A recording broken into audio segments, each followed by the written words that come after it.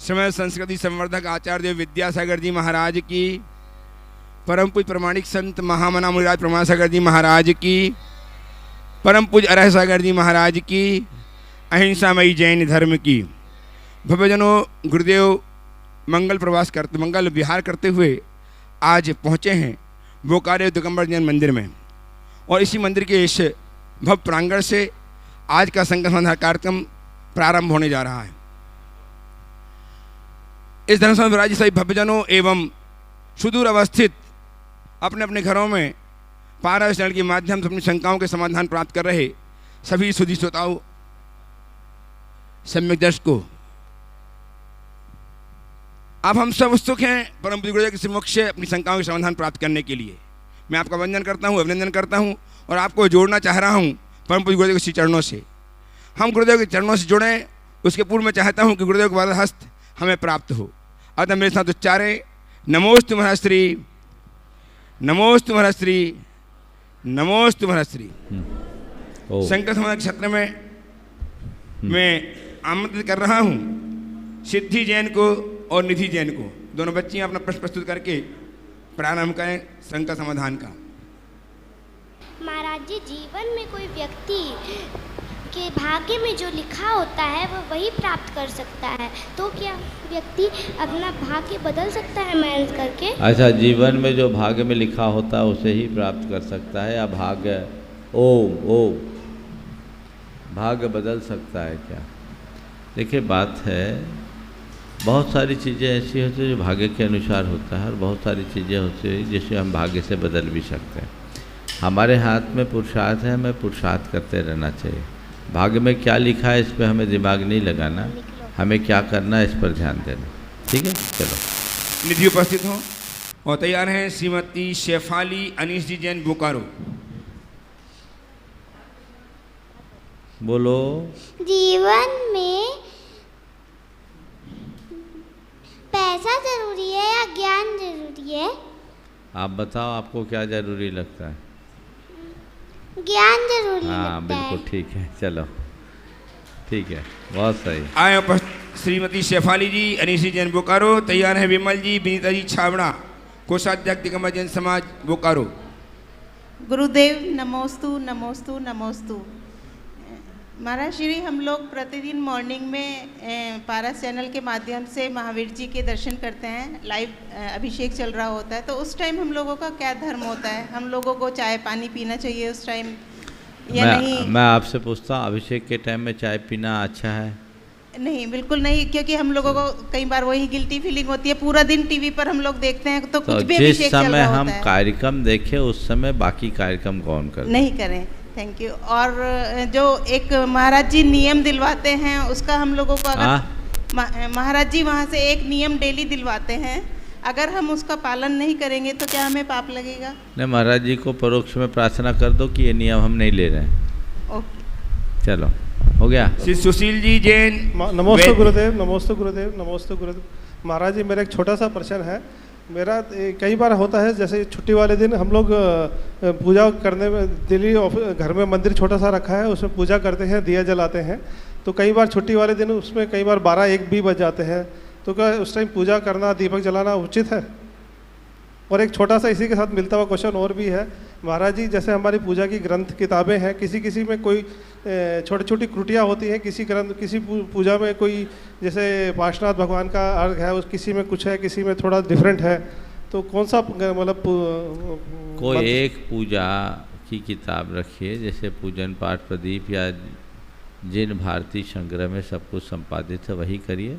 और छुट्टी के दिनों में विलम्ब होता है, चूँकि आपकी ये दिनचर्या का अंग है तो उसे दिनचर्या के अंग में बना के रखना चाहिए, भले विलम्ब हो पर जरूर करना चाहिए। कर सकते हैं, दीपक जला सकते। धन्यवाद महाराज गुरु।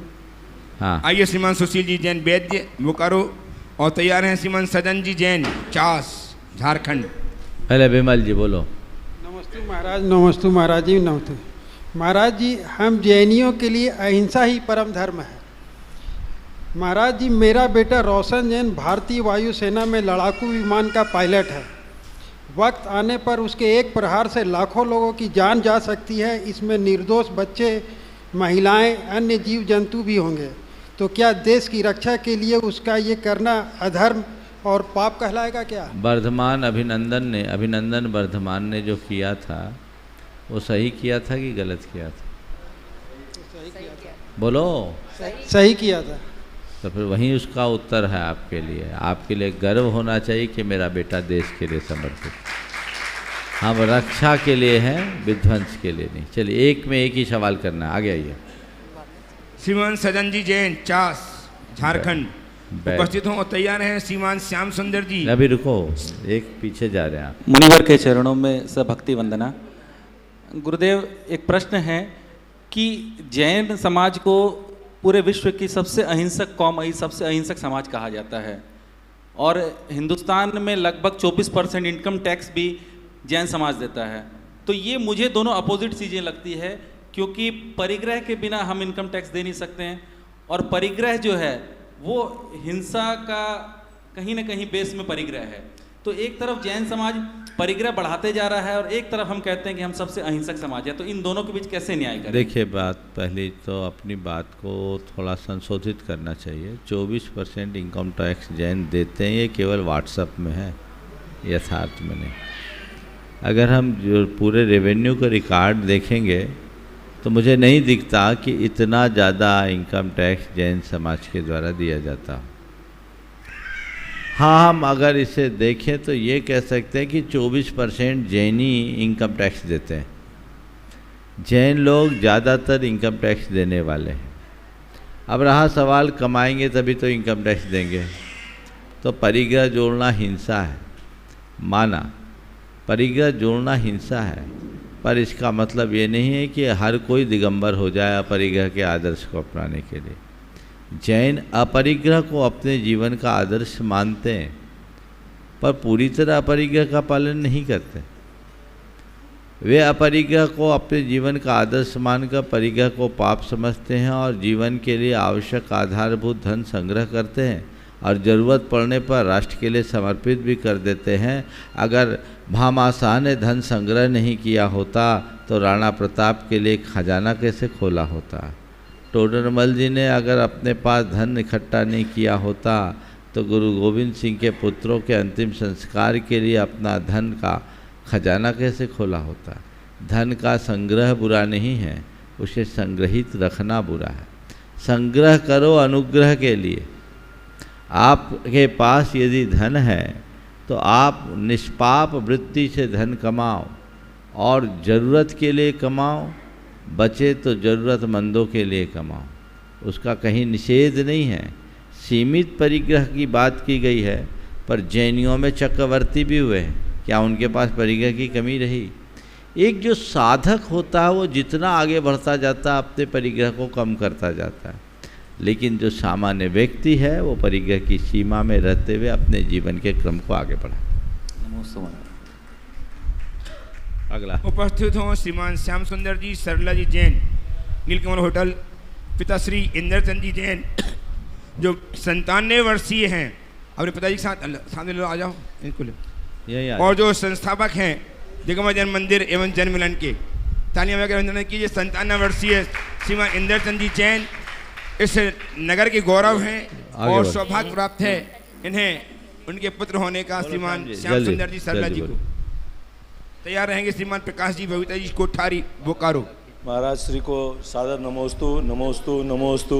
सकल जैन समाज चास बोकारो जिला के तरफ से आपका अभिनंदन करते हैं, हम नमन करते हैं, कोटि कोटि वंदन करते हैं। और महाराज जी, हमारा प्रश्न ये है कि आजकल जो ये प्रवृत्ति चालू हो गई है कि माता पिता पंचकल्याणक में जो बनते हैं, जो सौधर्मेंद्र बनते हैं, उनकी मान सम्मान के लिए पूरा समाज एक 2 महीना पहले से डिक्लेयर हो जाता है और उनका मान सम्मान के लिए उनकी बेनती गवाते हैं और बहुत सा उपक्रम करते हैं, गोद भराई करते हैं, बहुत सा उपक्रम करते हैं, घूम घूम करके पूरे दुनिया में, पूरे जहाँ जहाँ जा सकते हैं उनके दूसरे क्षेत्र में जा कर के भी ये उपक्रम उनका गोद भराई का चलता रहता है। तो ये है, और जैसे कोई आरिका बनती हैं, माताजी बनती है, उनका भी दीक्षा के पहले बहुत सा इस तरह का उपक्रम चलते रहता है, जो एक अपने जैन समाज, जैन धर्म के शब्दों में कहा जाए कि वो एक परिग्रह या एक ये मान सम्मान बहुमान तो होता ही है, मगर ये एक आप ये कहना चाह रहे हैं ये उचित है या नहीं? देखिए, प्रभावना की दृष्टि से होना बुरा नहीं है, लेकिन अतिरेक कतई नहीं होना। एक आध दो जगह जिस स्थान पर हो वहाँ करना ठीक है। अब माँ बाप तो आप पंचकल्याण के पात्र के रूप में बने, अब उसको इस तरीके से प्रचारित करना और सब तरफ वही वही होना, ये चीज़ें सुसंगत नहीं है। इसको देख करके करना।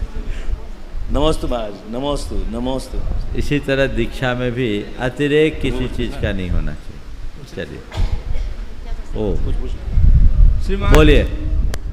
प्रकाश जी, बबीता जी, कोठारी बोकारो महाराज साहब तैयार हैं? श्री प्रकाश जी। प्रश्न ये कविता जी, है, जैन दो, बोकारो। एक व्यक्तिगत है और एक सामाजिक है। व्यक्तिगत प्रश्न ये है कि क्रोध अगर जब आता है तो लोग कहते हैं कि शांत हो जाओ, चुप हो जाओ, नौकार मंत्र गिन लो, लेकिन उस समय वो चीज़ हो नहीं पाती है। क्रोध आदमी को अंधा कर देता है। ऐसा क्या करें कि क्रोध में भी कंट्रोल रख सके?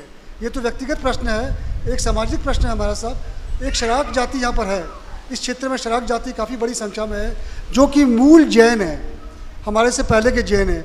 उनके साथ हम लोग जैन समाज में उनका तारतम्य अच्छा बने, इसके लिए कुछ कार्यक्रम हो रहे हैं या होंगे तो बताया जाए। देखिए, क्रोध की बात है तो मैं कहूँगा जिस समय बोध हो उस समय क्रोध को शांत करने का संस्कार अपने मन में जगा लो, तो क्रोध आते समय बोध बना रहे। सहज अवस्था में हर पल अपने माइंड में एक कमांड डालिए कि मुझे शांत रहना है, मुझे शांत रहना है, मुझे शांत रहना है। तो क्रोध के कारण उपस्थित होने पर भी आप अपने आप को शांत बनाए रखने में समर्थ हो सकोगे। प्रायः जब उफान आता है उस समय नियंत्रण कर पाना कठिन होता है, इसलिए सहज अवस्था में हमें इनका ध्यान रखना चाहिए।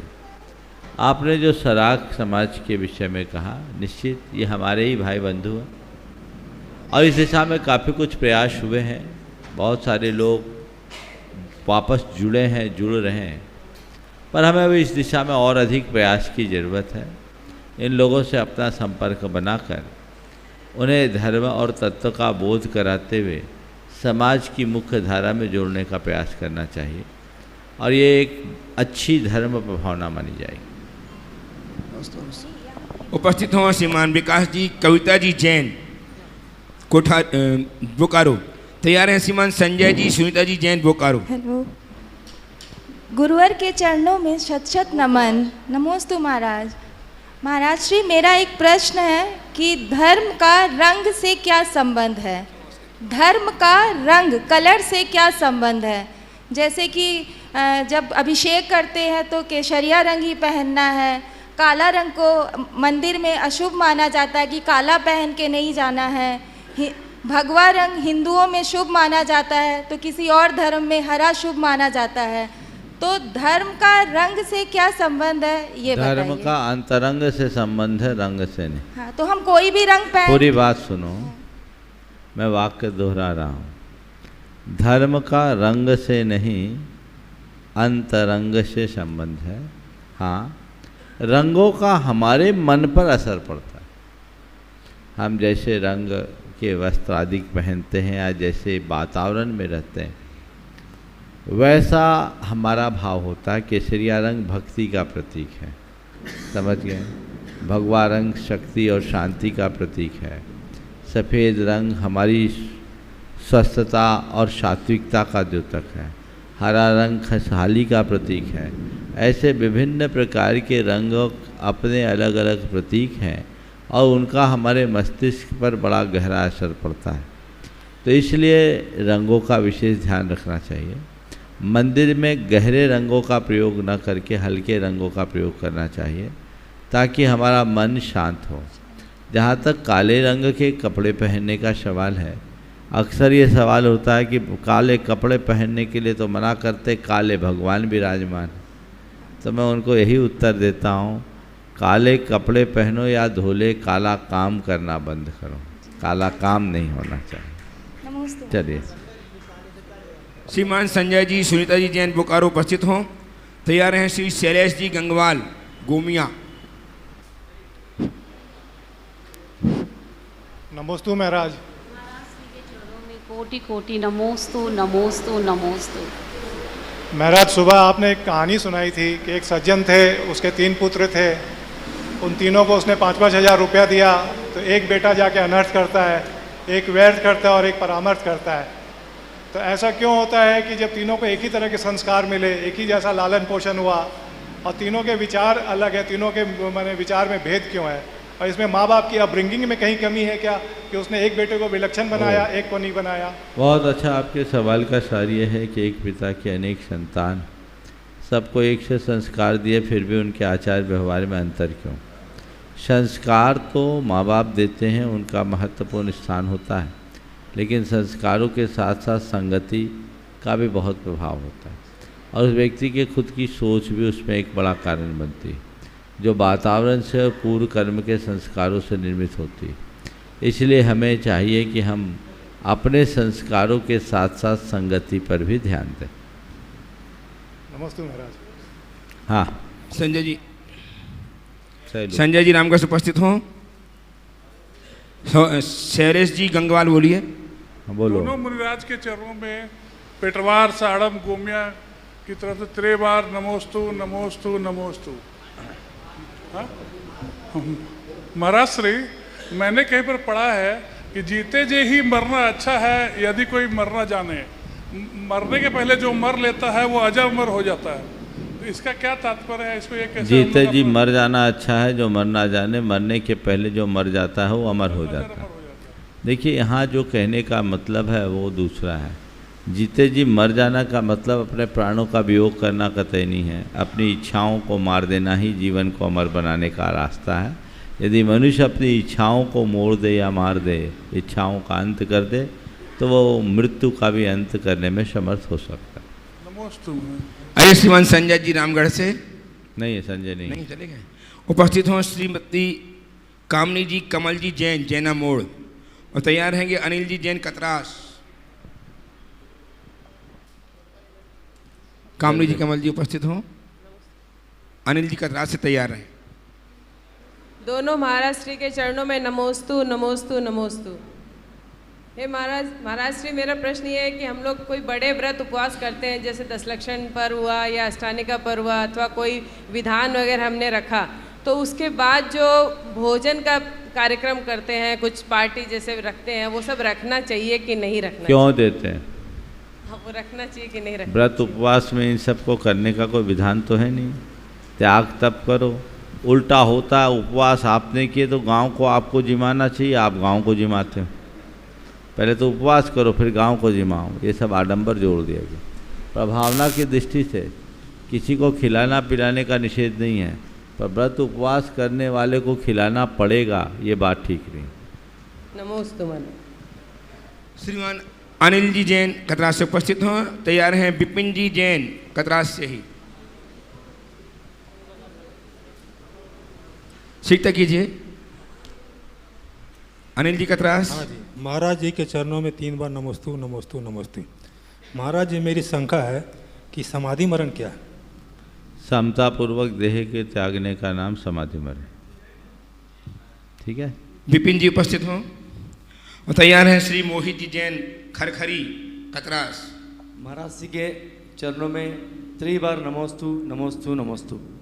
महाराज से मेरा प्रश्न यह है कि हमें दान तो करना चाहिए, लेकिन ये पता नहीं रहता कि दान किसे करना चाहिए और कब करना चाहिए। बहुत से लोग दान लेने आते हैं, लेकिन उन्हें पता नहीं रहता वो दान ले रहा है तो वो उसका यूज़ कहाँ करेगा, तो दान कहाँ देना चाहिए ये कंफर्म नहीं हो पाता है। दान के 7 स्थान, जिन बिंब जिनागार जिन यात्रा प्रतिष्ठिकम, दान पूजा सुसिद्धांत लेखनम सब क्षेत्रियो। जिन बिंब की स्थापना में, जिनागार जिन मंदिर की रचना में, जिन यात्रा तीर्थ यात्राओं में, प्रतिष्ठा भगवान के पंचकल्याणक आदि को संपन्न करने में, चतुर्विध संघ को दान देने में या करुणा से दीन दुखियों को दान देने में, भगवान की पूजा प्रभावना में और शास्त्र के प्रकाशन में, यहाँ जहाँ बेहतर उपयोग दिखे वहाँ आप दान दे सकते हैं। नमोस्तु गुरु, नमोस्तु। उपस्थित हों खरखरी से कतरास खरखरी। और तैयार हैं रेणु जी चूड़ीवाल रामगढ़। मैं मोहित कुमार जैन का महाराज जी नमोस्तु। सब जीवों का संसार का आपके चरणों में नमोस्तु। महाराज जी, आप परमाणु एक के माध्यम से ये बताते हैं कि आपके पास आईटी क्षेत्र के 150 से 200 व्यक्ति पूर्ण रूपेण से काम कर रहे हैं, पर मैं एक विषय में कहना चाहता हूँ कि हमारे मंदिर में अगर चोरी हो जाए तो हमें उस चोर को पकड़ने में अत्यधिक कठिनाई होती है, क्योंकि हमारी ट्रस्टी उतनी मजबूत नहीं होती अपनी एफआईआर कराने में, अपने चोर को पकड़ने में। महाराज जी बिहार कर रहे हो, कोई गाड़ी वाला महाराज जी को कुचल के चल जाए पर वो चोर पकड़ाता नहीं है, वो अपराधी पकड़ाता नहीं है। हाँ, आईटी क्षेत्र से आपसे मैं ये ऐसा सेल बनाए आप कि जो कहीं भी सात स्वर्ग में भी जाके या नरक में छिप जाए, वो अपना आके अपराध कबूल करे और ये बोले जेनी को छेड़ा तो जलती हुई तवे पे रोटी को सेकने के बराबर उसे छनक लगे कि नहीं, मैंने जेनी को छेड़ दिया, ये गलत है। क्योंकि मैं जैन समाज अल्पसंख्यक हूँ। ज़्यादा भावुक मत हो। बिल्कुल ठीक है, आईटी के क्षेत्र में बहुत सारी संभावनाएं हो सकता है और इसके लिए समाज को जागरूक होने की ज़रूरत है।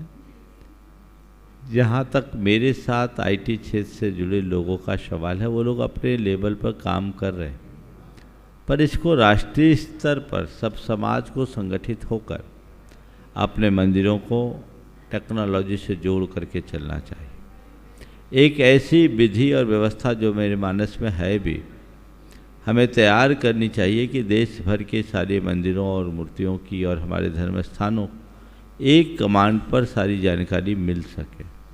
इस दिशा में कुछ प्रयास हो रहे हैं, पर अभी वो पर्याप्त नहीं है। संगठित प्रयास करने की ज़रूरत है और जब तक हम इसका प्रयोग नहीं करेंगे तब तक अपनी ताकत का सही लाभ भी नहीं ले पाएंगे।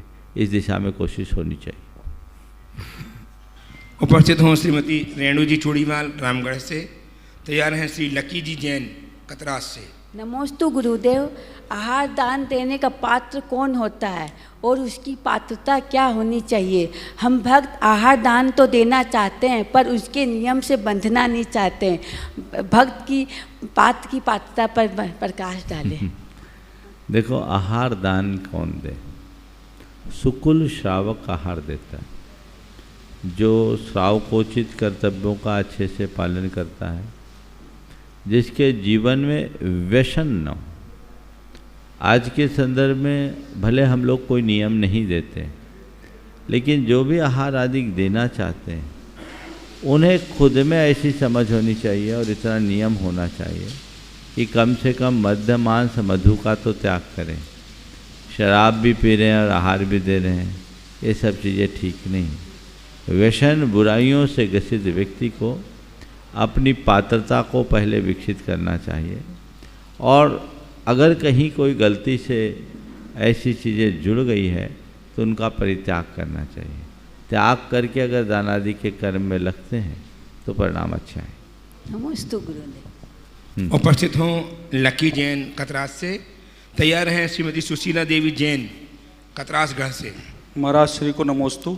मेरे और मेरे पूरे परिवार की तरफ से नमोस्तु नमोस्तु नमोस्तु।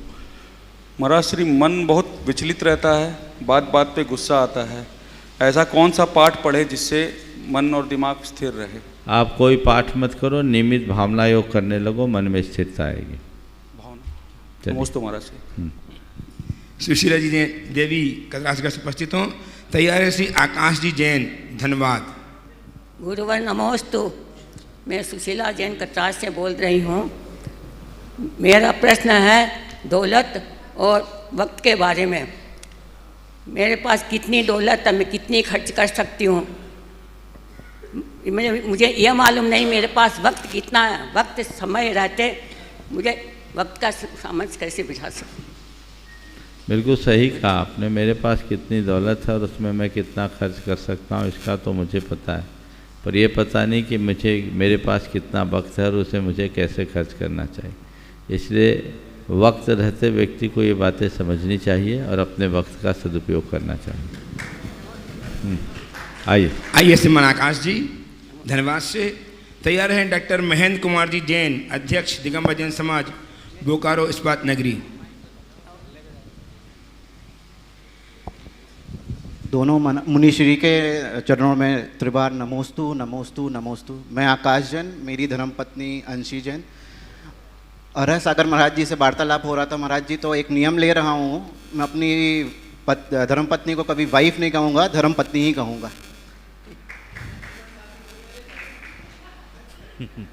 चलो बोलो। हाँ, मेरा क्वेश्चन ये है महाराज जी कि जो हजारों साल पहले मूर्ति बनाई जाती थी, जैसे गोलाकोट की मूर्ति है, पचरई की मूर्ति है, और जो आजकल मूर्तियाँ बनाई जा रही हैं, वो गोलाकोट की मूर्ति में मैंने ये देखा है वो सिंहासन पे विराजमान है आदिनाथ भगवान। ऐसे ही पचरई में भी पार्श्वनाथ भगवान की जो अभी आजकल मंदिरों में विराजमान हो रही हैं मूर्तियाँ, वो कमल पे विराजमान हो रही है। ये इसमें कोई मनोवैज्ञानिक तरीके से बनाई जाती थी पहले? समय काल के अनुरूप शिल्प में आए हुए परिवर्तन का परिणाम। कमल पर विराजमान करने का चलन इन दिनों में ज़्यादा बढ़ गया है। पुरानी प्रतिमाएं सब सिंहासन पर ही रहती थी, और ये बात भी सभी के लिए विचारणीय है कि भगवान शमो शरण में भी सिंहासन पर ही विराजते हैं, कमलासन पर नहीं। अब ये रूढ़ी सी बन गई, हर जगह कमल बना दे और कमल पर भगवान को बिठाल दिए। प्रातिहार्य में कमल नहीं है, प्रातिहार्य में सिंहासन है। भगवान के नीचे सिंहासन होता है और उससे 4 अंगुल ऊपर अधर में भगवान विराजमान होते हैं। आपने जिन प्राचीन प्रतिमाओं की बात की उसमें वही पादपीठ देखने को मिलता है, सिंहासन देखने को मिलता है। शिल्प और कला के अनुरूप समय समय पर परिवर्तन होता रहा। प्रतिमाएं तो अलग ही बनती है, प्रतिमाओं में वो परिकर नहीं बनता। जब परिकर बनता था तो 8 प्रातिहार्य उसमें अंकित कर दिए जाते थे। अब वो नहीं है तो कमल को लोगों ने प्रयोग में लेना शुरू कर दिया, और कमलासन शोभा देता है, इसलिए भगवान को कमल के ऊपर विराजमान करने की परिपाटी आ गई। लेकिन कमल पर विराजमान करने का कोई शास्त्रीय प्रमाण मेरी दृष्टि में अभी तक नहीं आया। इस पर विचार होना चाहिए। एक और सवाल कर सकते हैं? आइए श्रीमान। हाँ बोलो। डॉक्टर, जैसे कि आजकल आपके हम संख्या समाधान बहुत दिनों से सुन रहे हैं, जैसे भावना योग होता है, ये हमारे शास्त्रों में बहुत पहले से होगा। और जैसे एक हमने बुक पढ़ी थी पावर ऑफ सबकॉन्शियस माइंड, एक लेखक की है, विदेशी लेखक की है, तो उसमें भी ये सब बातें बताई गई हैं कि अपने सबकॉन्शियस माइंड से आप क्या क्या अचीव कर सकते हैं। वही चीज़ भावना योग हमारे शास्त्रों में पहले से लिखी गई। हमें ये चीज़ नहीं पता थी, एज अ चाइल्ड हमें नहीं पता था ये, मगर अब जब से हम भावना योग देख रहे हैं या आपको सुन रहे हैं तो पता चल रहा है तो हमारे शास्त्रों में हजारों सालों से हैं। तो आने वाली पीढ़ी के लिए हम लोग ऐसा क्या वातावरण बनाएं, हमारे आने वालों के लिए क्या वातावरण बनाएं कि हमें इंग्लिश राइटर्स का ना देखना पड़े, हमारे शास्त्रों में जो लिखा है वो तो बहुत अच्छा लिखा है। बस एक ही काम करें कि हम अपनी पीढ़ी की परवरिश इस तरह से करें कि उन्हें हिंदी समझ में आ जाए, अंग्रेजी में समझाने की ज़रूरत ना पड़े। आजकल लोगों को हिंदी समझ में कम आती, वो बोलते हैं थॉट्स बिकम थिंग्स, और हमारे यहाँ कहा गया यद भावते तद भवति। काश हम इन बातों को समझते। मूलतः हमारी ही चीज़ें पश्चिम में गई है, और वहाँ से जब लौट कर आती है तो हम लोग उसके प्रति आकर्षित हो जाते हैं। अपने मूलभूत तत्वों को हम समझ करके चले तो हमारे जीवन की सारी दुविधाएं खत्म हो जाए। आइए श्रीमान डॉक्टर महेंद्र कुमार जी जैन, अध्यक्ष दिगंबर जैन समाज इस्पात नगरी बोकारो, और तैयार है अनिमेश जैन गोमिया। महाराज जी नमोस्तु नमोस्तु नमोस्तु। महाराज जी मेरा प्रश्न ये है कि कई अजैन जो शाकाहारी हैं और अहिंसक हैं, लेकिन वो जैन धर्म का पालन करना चाहते हैं, तो क्या हम उनको जैन धर्म के अनुरूप उनको ढाल सकते हैं? जैन धर्म का पालन तो कुत्ता बिल्ली भी कर सकता है, वो तो हमारे तो क्या मैं उसमें मनुष्य हैं, हमारे साथी हैं। आप उनको बिल्कुल बाकायदा जो जैन धर्म में जुड़ना चाहते हैं, जैन धर्म में के संस्कारों से जुड़ना चाहते हैं, उन्हें लाइए, उन्हें बताइए और उन्हें विचारों से जैन बनाइए ताकि उनका रास्ता प्रशस्त हो। अनिमेश जी गोमिया से उपस्थित हों। तैयार हैं श्रीमती चंद्रिका जी पाटनी, स्वसाविका रांची, ट्रस्टी गुणायतन। नमोस्तु महाराज श्री। मेरा प्रश्न यह है कि आजकल के जनरेशन के लोग धोती दुपट्टा पहनने से बहुत ज़्यादा हेजिटेट करते हैं, तो क्या हम शुद्ध कुर्ता पैजामा पहन के आहार या कलश नहीं कर सकते? ड्रेस कोड क्यों बदलना चाहते हो? फिर भी लोग पहन रहे हैं ना। हाँ। अपनी पहचान मत खो, और धोती से अच्छा कोई वस्त्र नहीं है। जिसमें कोई चॉइस करने की भी ज़रूरत नहीं, किसे पहनना किसको छोड़ना। अब मुझे तो लगता है थोड़े दिन बाद ये फिर ट्रेंड चेंज होगा और हमें उस तरफ ध्यान देना ही चाहिए। ओम। आखिरी आइए श्रीमती चंद्रा जी पाटनी, रांची शिष्य साहब का रांची तैयार रहें। रीना जी, संजय जी, मिहिजाम जियों की तरफ से दोनों मुनि राजों के चरणों में नमोस्तु। महाराज श्री, जैनियों का घर कैसा होना चाहिए? जैनियों का घर कैसा होना चाहिए? जैनियों का घर कैसा होना चाहिए? जैनियों का घर जैनत्व से सराबोर होना चाहिए, जहाँ नित्य अतिथियों का सत्कार हो, जहाँ नित्य देवता की पूजा हो, जहाँ परिजनों की सेवा हो और कुलाचार का पालन हो। सच्चे अर्थों में वही जैन का घर हो सकता है।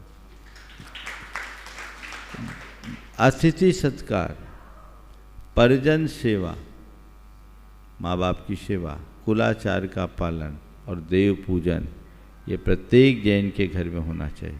कुलाचार बड़ा व्यापक शब्द है। उस कुलाचार के अंतर्गत वे तमाम आचरण हैं जो एक जैन के लिए होना चाहिए। उसके घर जाने के बाद किसी को कहना ना पड़े कि ये जैन है, लोग उसका आचरण देख के समझ ले ये जैन का घर। हाँ। उपस्थित हूँ श्रीमती रीना जी, संजय जी, जैन मिहिजाम। दोनों महाराज श्री के चरणों में 3 बार नमोस्तु नमोस्तु नमोस्तु।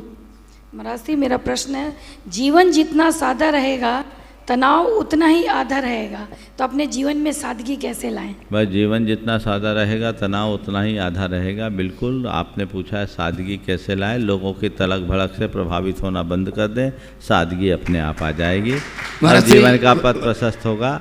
आज के सत्र को मैं आधे में ही विराम दे रहा हूँ, क्योंकि मौसम संकेत दे रहा है आगे हमें प्रस्थान करना है, इसलिए सत्र को यहीं रोकना। आगे का भी लक्ष्य भी सुनिश्चित नहीं है, इसलिए हम लोग यहाँ से प्रस्थान करेंगे। बोलिए परम पूज्य आचार्य गुरुवर श्री विद्यासागर जी महाराज जी की जय जय। आज